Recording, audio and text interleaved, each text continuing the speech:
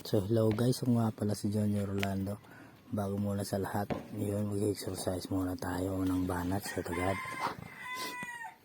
Kasi mas maganda kasi pag umaga makapag exercise. Kahit nga lang shoot lang basketball, okay na yan. Importante ma-stretch yung katawan mo, tsaka konting init ng panahon, sikat ng araw. Yun, nagkaroon na tayo ng kasama dito para hindi tayo masyadong maboring. Kasi pag mag-isa lang parang hindi tayo masaya eh. Yun, nagkagawa na. Tapos tinirahan ko na agad dyan ng tres. So ayun, sumablay.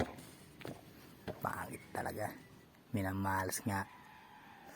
Mga konting fast forward, tapos binanatan agad. Ayun, nakachamba na. Kasi mga around 6:30 AM lang pa lang yan. Masyado pang maaga, mas maganda yung sikat ng araw niyan. Yun nga pala ako kumukuha ng lakas ng katawan para ma-stretch yung katawan ko. Simple lang, ganyan lang. Basketball. Kahit hindi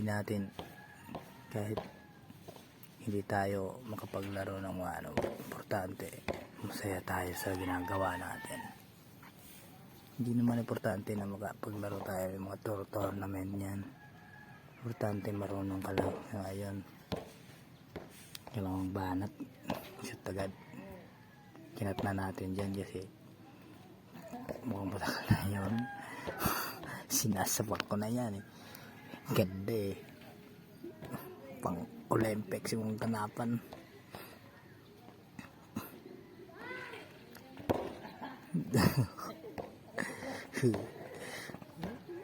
Nasisiyahan lang tayo sa mga ginagawa natin sa buhay. Ganyan lang yan eh.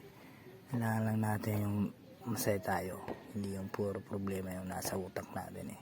Tapos tanggap natin yung meron tayo ngayon sa buhay.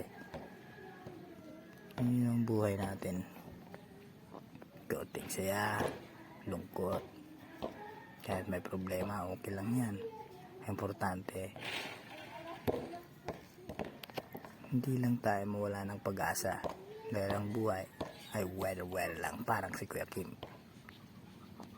Yung namin dyan eh, ginagawa pa yung covered court namin, kaya ayaw ko nung puro pa lang poste dyan. Wala pa kasi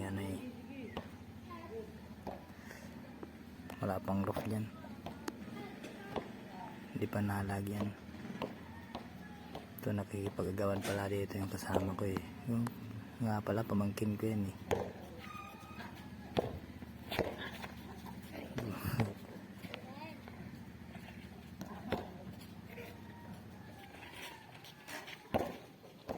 Tapos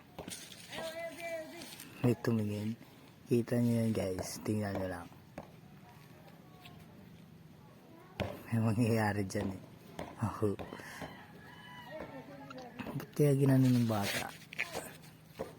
Titingnan na natin yan. Saglit lang. Ay pag-agi. Ay pag-agi. Yung maninig. Oo. Ayun. Ay pag-agi. Ulitin natin. Wow. Pag-agi. Ay, sinapak. Ay, dumaan lang naman eh. Pero okay lang eh. Hindi naman masyadong natamaan. Nasaktan yung bata. So yun lang guys. Hanggang dito na lang. See you again. Salamat sa panonood.